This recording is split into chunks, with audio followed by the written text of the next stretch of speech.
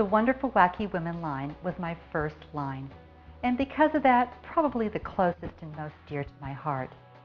The characters of Wonderful Wacky Women are most noted for their wild and crazy hair and their bare feet, but also because they are faceless.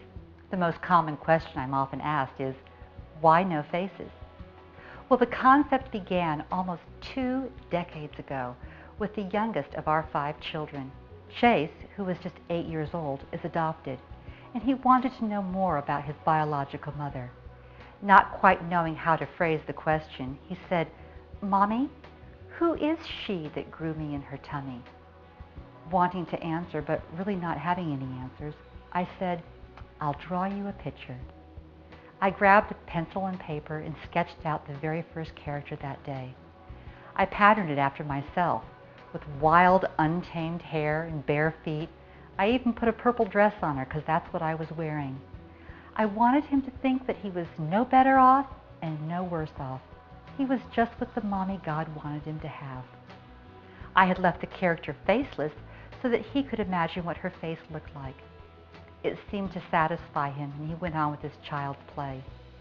Today, at the age of 27, the kid is my biggest fan.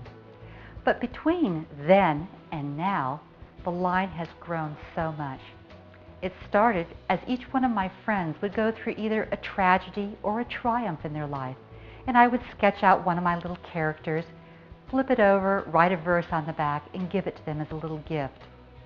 When one of my friends reached her 5-year mark as cancer-free from breast cancer, I created She Who Wears a Pink Ribbon. When another friend finally graduated after years of college with her degree in education, I created She Who Was Called to Teach. One by one, the line grew, until one day I realized I had a full collection here.